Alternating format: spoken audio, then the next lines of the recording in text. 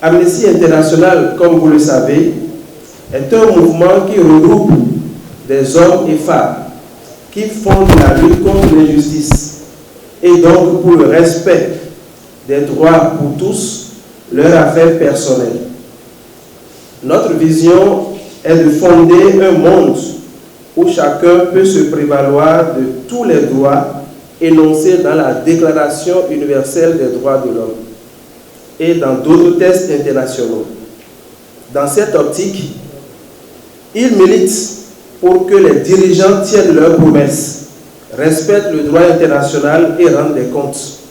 Depuis 1961, année de sa création, et par l'intermédiaire de cette section nationale et ses militants, il œuvre pour le respect des droits de l'homme et la réduction, voire l'arrêt des violations de ces droits à travers des dénonciations, des lobbies, des formations et des sensibilisations partout dans le monde. Des avancées notables ont été enregistrées. Cependant, la quête de leadership, l'avidité du pouvoir et la volonté de s'y accrocher, l'ignorance, l'analphabétisme, l'intolérance et l'extrémisme religieux et bien d'autres facteurs contribuent à la persistance de la violation des droits humains et à la restriction de plusieurs libertés. C'est ce résultat qui est présenté dans un rapport qui rend compte du travail et des préoccupations d'Amnesty International pour l'année 2021. Il porte sur les pays, bien sûr indépendants, que l'organisation a observé pendant l'année. L'impartialité du mouvement et ses méthodes de recherche font du présent rapport un document fiable et respecté par les organisations internationales et donc difficile à contester. Le rapport qui sera bientôt dévoilé nous interpelle tous ici présents pour un engagement dès maintenant afin d'être cité en modèle de défenseur des droits de l'homme que d'être doigté comme un assassin des droits humains et des libertés fondamentales. C'est pour nous l'occasion de porter la lumière des projecteurs sur la situation des droits humains dans le monde. En effet, le rapport donne une vue complète de la situation des droits humains dans plus de 171 pays et territoires dans le Bénin. Il attire l'attention de l'opinion publique aussi bien sur les atteintes aux droits humains constatées que des succès remportés tout au long de l'année, donne un aperçu par région des principales préoccupations recensées en matière de droits humains et met l'accent sur certains faits et chiffres essentiels. Aujourd'hui, mardi 29 mars, donc, ce lancement a lieu à l'échelle du mouvement. Mais avant d'entrer dans le vif du sujet, il s'avère important de rappeler qu'Amnesty International est un mouvement rassemblant plus de 10 millions de personnes et qui fait appel à l'humanité en chacun et chacune de nous, milite pour que nous puissions toutes et tous jouir de nos droits humains. Notre vision est celle d'un monde dans lequel les dirigeants tiennent leurs promesses, respectent le droit international et sont tenus de rendre compte. Essentiellement financé par ses membres et des dons individuels, Amnesty International est indépendante de tout gouvernement, de toute tendance politique, de toute puissance économique et de tout groupement religieux. Nous avons la conviction qu'agir avec solidarité et compassion aux côtés des personnes du monde entier peut rendre nos sociétés meilleures. Amnesty International est impartiale. Elle ne prend pas position sur les questions de souveraineté, les conflits territoriaux ou les instruments politiques ou juridiques internationaux susceptibles d'être adoptés pour mettre en œuvre le droit à l'autodétermination. Le présent rapport est rédigé et organisé en fonction des pays que l'organisation a observés pendant l'année. De manière générale, il s'agit d'États indépendants tenus de répondre de la situation des droits humains sur leur territoire. L'année 2021 a été celle de l'espoir et des promesses. L'espoir nourri par chacun et chacune que les vaccins mettent un terme aux effets dévastateurs de la pandémie de Covid-19 et les promesses faites par les États et des groupes comme le G7 et le G20 de reconstruire en mieux.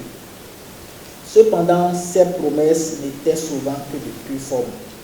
Certains gouvernements s'étant plus que jamais servis de la pandémie pour renforcer leur position. La présente analyse expose les trois grands axes qui ressortent des recherches sur les droits humains qu'Amnesty International a menées dans 154 pays en 2021. Les trois axes sont la santé et les inégalités, l'espace civique et le rejet des personnes réfugiées ou migrantes par les pays du Nord. Alors que d'autres options s'offraient à eux, les gouvernements ont pourtant préféré choisir des politiques et des voies qui éloignaient toujours plus un nombre croissant d'entre nous de la dignité et des droits fondamentaux.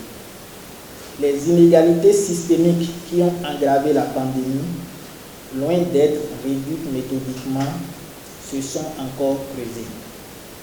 Les flux internationaux de matériel et de services médicaux qui auraient pu élargir l'accès aux soins n'ont souvent pas eu lieu. La coopération entre les États nécessaire pour éviter d'autres catastrophes et atténuer les crises des droits humains s'est rarement concrétisée. Au lieu de nous proposer une gouvernance mondiale authentique et riche de sens, les dirigeants de la planète se sont retranchés chacun et chacune dans leur caverne au nom de l'intérêt national. Au lieu d'apporter plus de sécurité à davantage de gens, ils nous ont rapprochés du précipice de l'insécurité et même de la guerre dans certains cas. Au lieu de faire disparaître les pratiques et les stratégies qui nous divisent, ils ont jeté nos nations dans une compétition vouée à l'échec pour les richesses et les ressources de la planète. Au lieu de défendre le principe universel d'égalité, qui est au cœur des droits humains, ils ont inscrit le racisme dans le fonctionnement même du système international, allant jusqu'à déterminer qui pouvait vivre et qui ne le pouvait pas. Tandis que les gouvernements des pays riches se félicitaient du succès de la vaccination chez eux, ce nationalisme vaccinal généralisé a eu pour conséquence que, à la fin de l'année, plus de la moitié de l'humanité n'avait reçu aucune dose ou n'avait pas pu bénéficier du rappel. Les faibles taux d'immunisation ont favorisé l'émergence de nouveaux variants, nous exposant toutes et tous au risque de voir apparaître des mutations du virus résistant au vaccin et prolongeant la pandémie. Les citoyens des pays riches ont eu droit à des rappels, tandis que des millions d'habitants des pays du Sud, y compris les personnes risquant le plus de développer des formes graves, voire mortelles de la maladie, attendaient toujours leur première injection. En septembre, Amnesty International a découvert que les pays développés disposaient de 500 millions de doses excédentaires, assez pour vacciner entièrement plusieurs des pays les moins vaccinés de la planète. Ce gâchis de doses inutilisées, ayant atteint leur date de péremption, est malheureusement symptomatique d'un monde sans boussole morale, un monde qui ne sait plus où il va. Tandis que les dirigeants des grandes entreprises et leurs investisseurs engrangeaient d'immenses profits, celles et ceux qui avaient désespérément besoin d'un vaccin ont été informés qu'ils allaient devoir attendre, quitte à mourir. En pleine pandémie Covid-19, la menace de nouveaux conflits est allée grandissante, alors que d'autres plus anciens s'aggravaient. En Afghanistan, au Burkina Faso, en Éthiopie, en Israël et dans les territoires palestiniens occupés, en Libye, au Myanmar ou encore au Yémen, pour ne citer que ces quelques exemples, les affrontements se sont traduits par des atteintes massives au droit international humanitaire et relatifs aux droits humains. Bien rares ont été les occasions où la communauté internationale a su apporter la réponse nécessaire. Bien rares ont été celles où la justice et le principe de l'obligation de rendre des comptes ont été respectés. La plupart du temps, au contraire, les conflits se sont intensifiés. En se prolongeant, ils ont eu des conséquences de plus en plus graves. Le nombre et la diversité des parties ont augmenté. De nombreux nouveaux théâtres d'opération sont apparus. De nouvelles armes ont été testées. Les violences ont fait davantage de morts et de blessés. Le prix de la vie humaine a baissé. Si en 2021, celles et ceux qui étaient au pouvoir ont manqué d'ambition et d'imagination pour lutter contre les menaces les plus graves qui pesaient sur l'humanité, on ne peut pas en dire de même des citoyennes et citoyens que ces individus étaient censés représenter. En 2021, des hommes et des femmes du monde entier se sont mobilisés non seulement pour défendre leurs propres droits, mais également pour témoigner leur solidarité et exiger le respect des droits de tous et de toutes. Ces personnes ont revendiqué de meilleures institutions, un droit juste et une société plus équitable. Le comité Nobel a ainsi salué la bravoure de gens exemplaires pour leur dévouement et leur vision, décernant le prix Nobel de la paix 2021 à 2 journalistes, la philippienne Maria Ressa et le russe Dmitri Muratov, en reconnaissance de leur courage face à la corruption des autorités et aux restrictions frappant la presse dans leurs pays respectifs. Dans le monde entier, des femmes et des hommes se sont insurgés et mobilisés, prêts parfois à affronter la violence répression exercée par des gouvernements qui, dans certains cas, n'ont pas hésité à prendre le test de la pandémie pour s'opposer à l'exercice du droit de manifester. En 2021, au moins 67 pays ont adopté de nouvelles lois restreignant la liberté d'expression, d'association et de réunion. Néanmoins, cela n'a pas empêché les citoyens de faire entendre leur voix. Plus de 80 pays ont commis des manifestations de grande ampleur. En Russie, les rassemblements de soutien aux dirigeants d'opposition Alexei Navalny se sont poursuivis, malgré un nombre sans précédent d'arrestations arbitraires et de poursuites. En Inde, des agriculteurs et agricultrices ont manifesté contre 3 lois agricoles controversées jusqu'au mois de décembre, lorsque le gouvernement fédéral, cédant enfin devant la sagesse populaire, a abrogé les dispositions litigieuses. Partout dans le monde, des avocats, des universitaires, des ONG, des victimes et des proches de victimes sont inlassablement intervenus en 2021 pour obtenir justice dans des affaires d'atteinte aux droits humains, de crimes de guerre et de crimes contre l'humanité. Un certain nombre de jugements qui feront date ont été obtenus. En février, 2 enfants vietnamiens d'un courage remarquable, soutenus par un professeur de droit londonien, ont remporté le procès qu'ils avaient intenté devant la Cour européenne des droits de l'homme pour contester la criminalisation par le Royaume-Uni des victimes de la traite. En juin, un ancien combattant d'un groupe rebelle actif au Libéria a été reconnu coupable par la justice suisse de crimes de guerre et de crimes contre l'humanité et condamné à 20 ans d'emprisonnement. Des ONG ont engagé des actions judiciaires stratégiques et originales et porté plainte au pénal contre des grandes multinationales telles que Nike, Patagonia, pour complicité de travail forcé dans la région chinoise de Xinjiang. En 2021, la société civile et un certain nombre de journalistes se sont également attaqués aux géants de la technologie. Fruit d'une collaboration majeure entre les spécialistes des droits humains et des journalistes d'investigation, le projet Pegasus a permis de dévoiler un système de surveillance d'État ciblant des personnes critiques à l'égard des autorités et des défenseurs des droits humains et ainsi mis en lumière des tactiques déployées en sous-main pour écraser la dissidence. En novembre, un tribunal aux États-Unis a autorisé WhatsApp à attaquer en justice la société NSO Group créatrice du logiciel espion Pegasus. Cette décision a marqué un tournant décisif en matière de révélation d'informations dans le cadre d'un procès. L'année 2021 a aussi été marquée par les plus lourdes amendes jamais imposées à de grandes entreprises technologiques pour atteinte à la législation sur la protection des données et de la vie privée.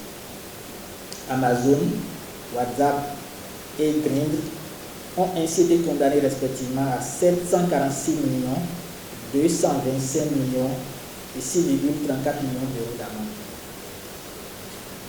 Soutenus par des femmes et des hommes ordinaires, des ONG ont également été à l'origine de certaines avancées en matière de normes et de mécanismes internationaux. Des organisations de la société civile, dont Amnesty International, ont par exemple réalisé un travail de pression qui a porté ses fruits auprès du Conseil des droits de l'homme des Nations Unies pour que soit reconnu le droit à un environnement propre, sain et durable, et pour que soient créés les postes de rapporteur spécial sur la promotion et la protection des droits de l'homme dans le contexte des changements climatiques et de rapporteur spécial sur la situation des droits de l'homme en Afghanistan. Sur les personnes réfugiées ou migrantes, il faut souligner que des déplacements de grande ampleur ont eu lieu en 2021 sous les frais de crises nouvelles ou persistantes. La situation en Afghanistan, en Éthiopie ou au Myanmar, entre autres, a enchaîné de nouvelles vagues de déplacements. Cette année encore, des milliers de personnes ont quitté le Venezuela et le conflit persistant en République démocratique du Congo a conduit à lui seul 1,5 million de personnes à abandonner leur domicile en 2021. Au niveau mondial, des millions de personnes ont continué à fuir leur pays en raison de violations des droits humains liées au conflit et à la violence, aux inégalités, au changement climatique et aux dégradations de l'environnement. Les minorités ethniques étant parmi les groupes les plus touchés. Le discours xénophobe sur l'immigration ont continué également de se diffuser dans l'opinion publique, en particulier dans les pays du Nord, tandis que les politiques intérieures se durcissaient. Une bonne dizaine de pays de l'Union européenne ont appelé les autorités de l'organisation à affaiblir les règles de protection des réfugiés. La communauté internationale n'a pas apporté un soutien suffisant et pire encore, a restreint l'accès au-dessus. Au niveau régional, en 2021, tandis que de nombreuses personnes en Afrique étaient privées de vaccins vitaux, les pays riches se sont associés aux grandes entreprises pour duper les gens avec des slogans creux et de fausses promesses de reprise équitable à l'issue de la pandémie de Covid-19, commettant l'une des plus grandes trahisons de notre époque.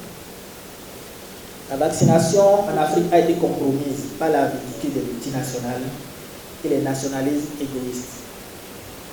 Plusieurs vagues de Covid-19 se sont abattues sur le continent africain et ont eu des effets dévastateurs sur les droits humains.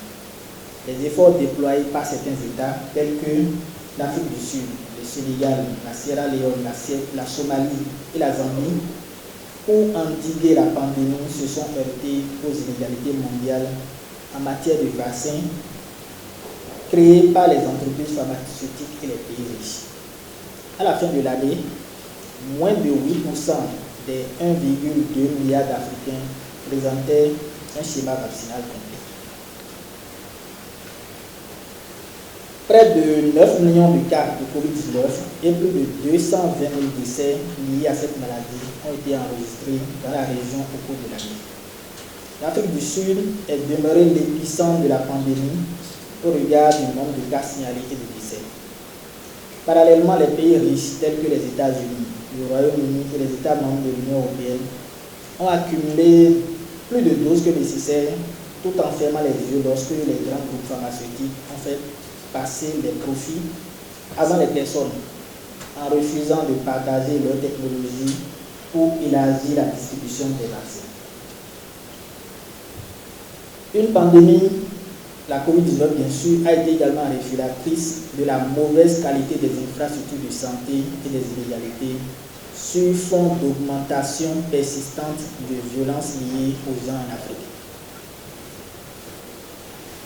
Les conséquences dévastatrices de l'entente entre les grandes entreprises et les gouvernements occidentaux ont été aggravées par l'effondrement des systèmes de santé et des dispositifs d'aide économique et sociale sous le poids de décennies de négligence. Il en a résulté une augmentation de la pauvreté, des inégalités et de l'insécurité alimentaire.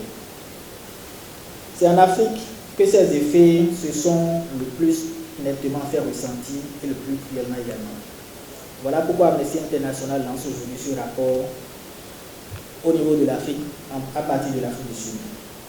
Très souvent, les livraisons étant insuffisantes ou leur arrivée imprévisible, il a été difficile pour les gouvernements d'obtenir la confiance de la population et de structurer des campagnes de vaccination efficaces.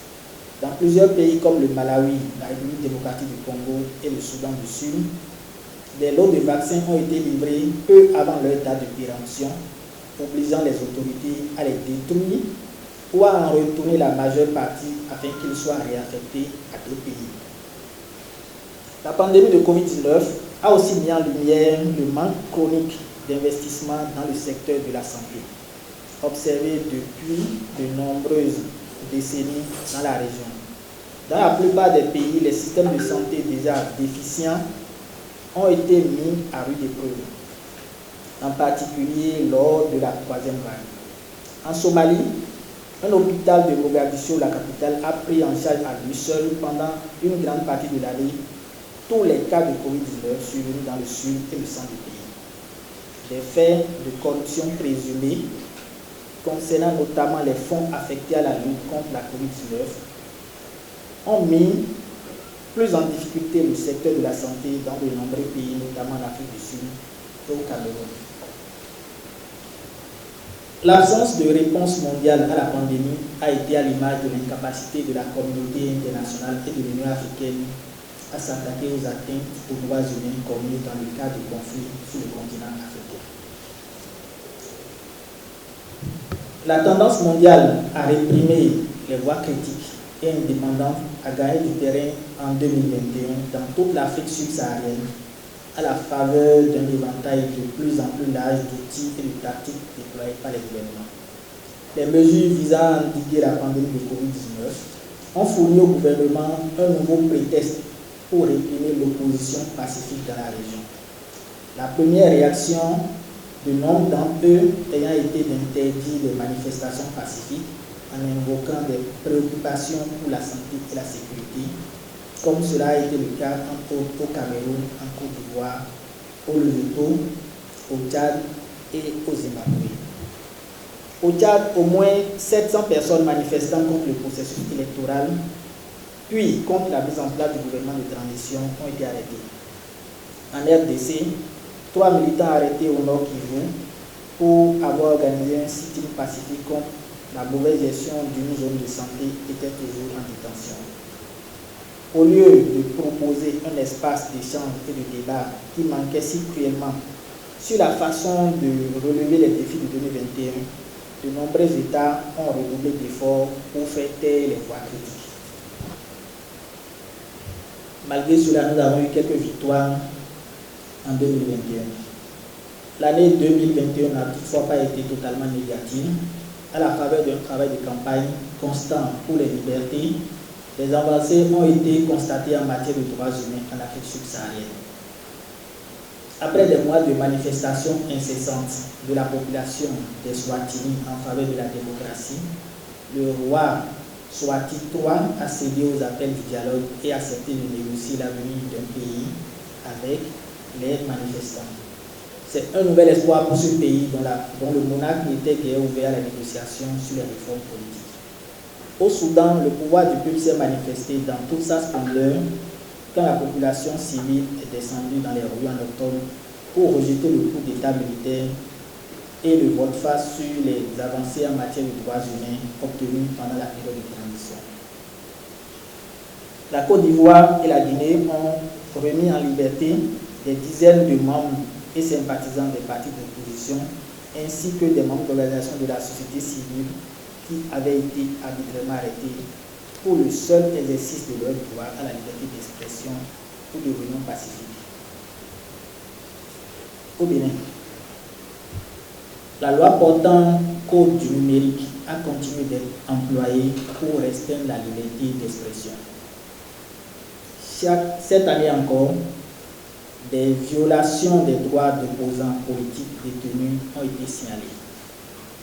Au moins 5 personnes ont été tuées lors d'affrontements entre les manifestants et les forces de défense et de sécurité dans le contexte de l'élection présidentielle.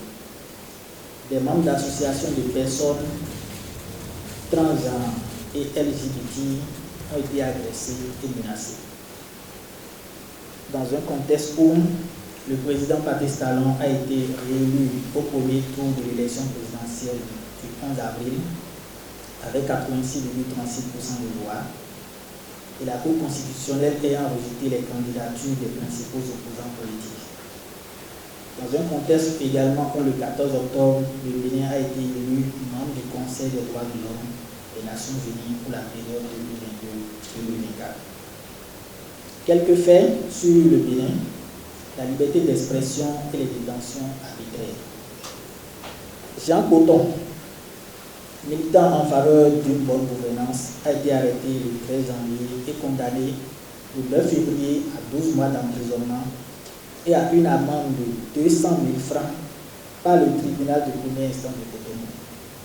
Il avait commenté une publication avançant que la voiture utilisée par le président Patrice Talon lors d'une tournée à travers le pays en janvier avait été louée à 6 millions de francs CFA par jour. Il a été déclaré coupable en vertu de la loi de 2018 portant code du numérique de harcèlement par le biais d'une communication électronique, infraction dont le groupe de travail des Nations Unies sur la détention arbitraire a estimé la définition trop vague dans un avis rendu en octobre 2020. Le 19 mai, la Cour suprême a confirmé le jugement rendu en mai 2020 par une cour d'appel qui avait alors condamné le journaliste Ignace Sossou à 1 an d'emprisonnement, dont 6 mois avec sursis, pour, je cite, harcèlement par le biais d'une communication électronique, fin de citation, en vertu de la loi portant code du numérique, après qu'il ait cité le procureur de la République dans une publication sur Twitter. L'équipe assurant la défense d'Ignace Sossou avait souhaité que la Cour suprême reconnaisse la détention de leur client comme arbitraire, comme l'avait fait le groupe de travail des Nations Unies sur la détention arbitraire en août 2020. Le 7 décembre, 2 journalistes du quotidien Le Soleil Bénin Info ont été condamnés à 6 mois d'emprisonnement avec sursis et à une amende de plus de 500 000 francs pour, je cite, harcèlement par le biais d'une communication électronique, fin de citation, à la suite d'une plainte en diffamation déposée par un inspecteur des droits.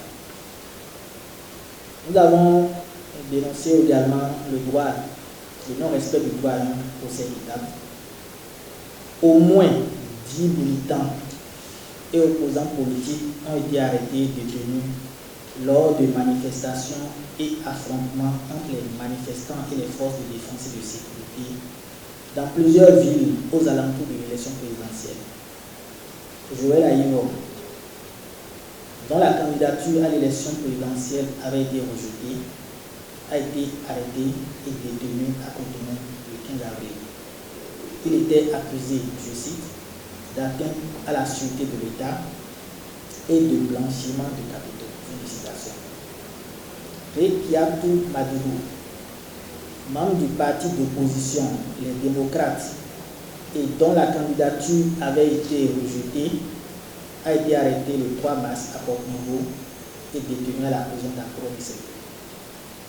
Elle a été inculpée, je cite, de financement du terrorisme au motif qu'elle aurait, je cite, formé le dessein de perturber le déroulement du scrutin en perpétrant des actes de terreur de grande ampleur. Fin de citation.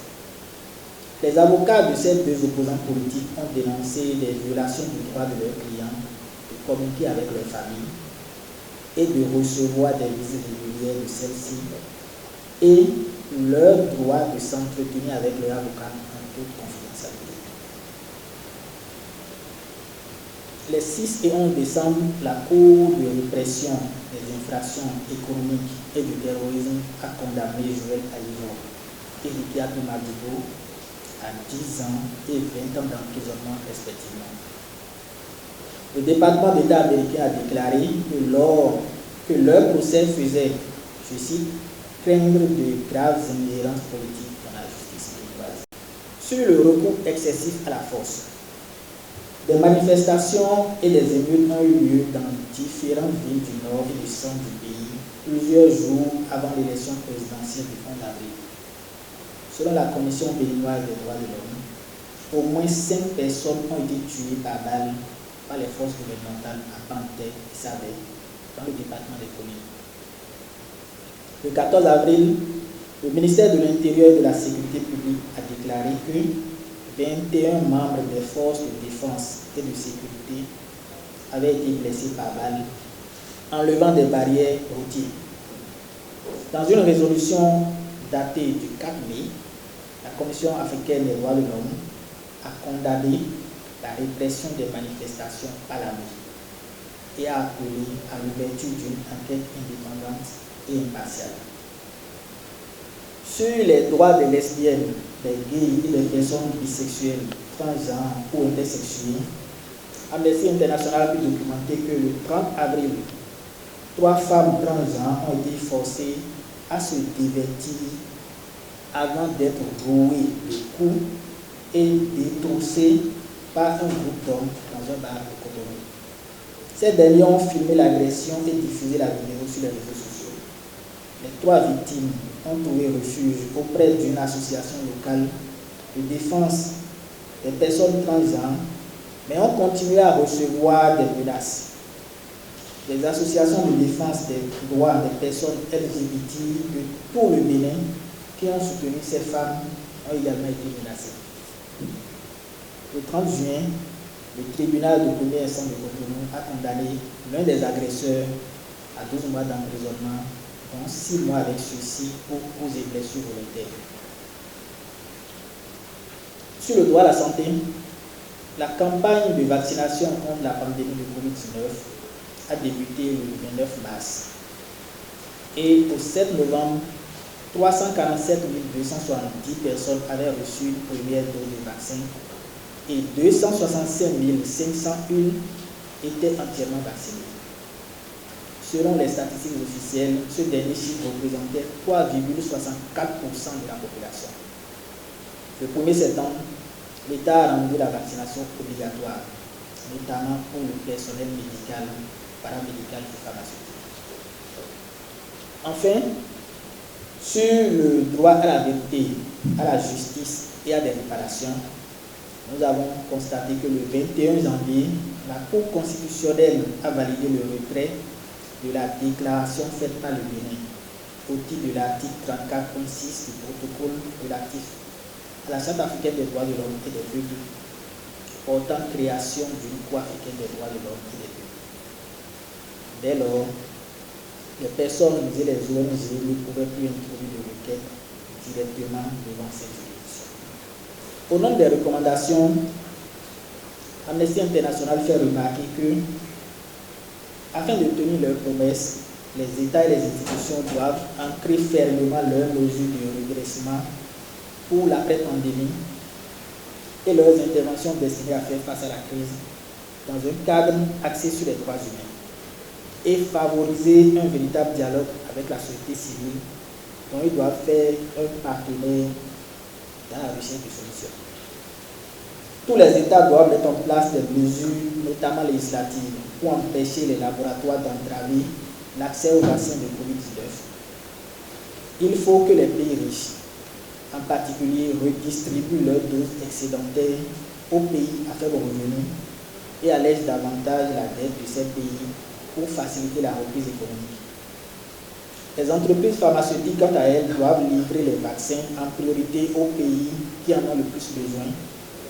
Les plateformes de réseaux sociaux doivent prendre des mesures concrètes pour réagir de manière adéquate à la diffusion d'informations fausses ou trompeuses. Les États doivent cesser de se servir de la pandémie comme excuse pour étouffer l'information indépendante et le débat, et lever de toute urgence les restrictions injustifiées qui pèsent sur les droits à la liberté d'expression, d'association et de réunion pacifique.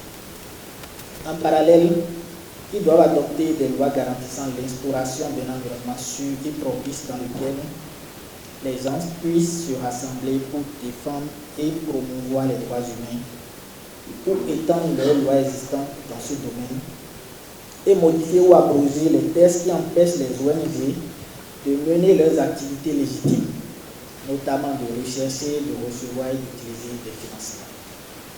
Il est également crucial que les États suppriment l'obligation d'obtenir une autorisation préalable pour organiser une manifestation pacifique et veillent à ce que les mesures d'urgence et autres mesures restrictives prises pendant la pandémie ne deviennent pas la norme.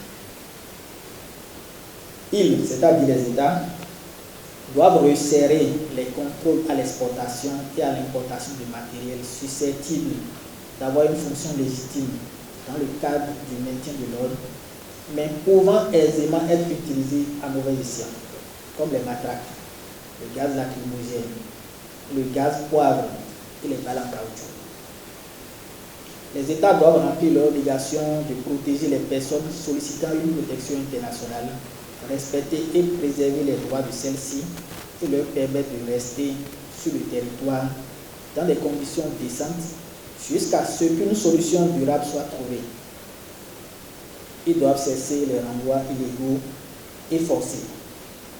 Ils doivent aussi mettre fin aux atteintes, notamment à la discrimination contre les personnes migrantes, ne plus détenir d'enfants migrants et renvoyer et renforcer, j'allais dire, les réformes destinées à éliminer les pratiques abusives au travail.